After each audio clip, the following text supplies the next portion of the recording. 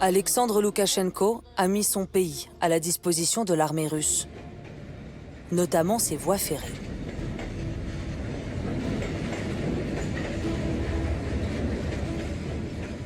Via 2 axes du réseau reliant la Russie au Bélarus, Moscou achemine troupes, tanks et véhicules militaires, transformant son voisin en base arrière pour son offensive sur Kiev et le nord de l'Ukraine. Alors, la résistance bélarusse a lancé une bataille du rail version 21e siècle. Une poignée de hackers tente de semer le chaos dans la chaîne logistique militaire russe. Ce mouvement clandestin n'a qu'un seul visage, celui de sa porte-parole, Yuliana Shemetovets. Nous ne pouvons pas résister frontalement à ce régime. Ce régime utilise la force, ce régime utilise la violence. Les cyberpartisans utilisent Internet pour résister à ce régime. Depuis le début de la guerre, les hackers ont mené 2 attaques majeures contre le réseau ferré bélarusse. Une première attaque a paralysé tous les systèmes automatiques et il leur a fallu repasser le réseau en mode manuel. La seconde attaque a touché le système électronique d'émission de billets. Les gens ne pouvaient plus acheter aucun billet en ligne.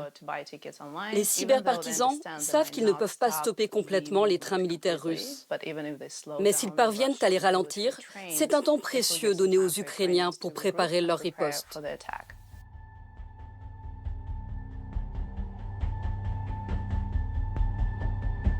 Le mouvement partisan bélarusse n'est pas seulement virtuel. Il se bat aussi dans le monde réel.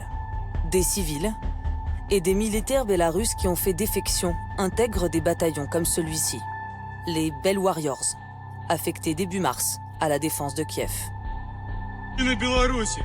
Если у вас есть еще что-то светлое в душе, помогите нам вместе освободить Украину и защитить ее женщин и детей.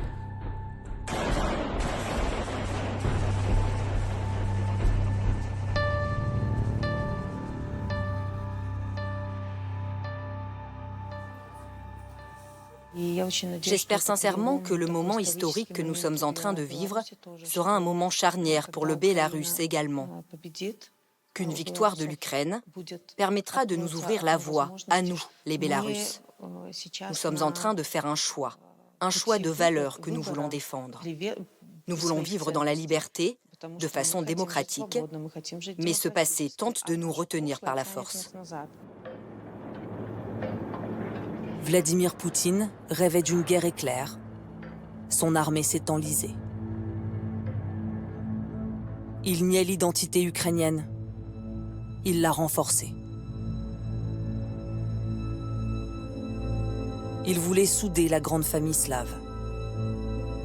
Elle est en train d'imploser. Alors cette rhétorique du monde russe, comme quoi il faudrait réunir les Bélarusses, les Ukrainiens, les Russes, tous ensemble dans un grand et merveilleux... Dans un seul et merveilleux goulag. La différence entre nous, nous ne sommes pas des esclaves. Les Russes, eux, sont les esclaves de Poutine. J'attends du peuple russe qu'il retrouve un peu de courage pour lui mettre un sacré coup de pied au cul et qu'il s'envole jusqu'à la Lune.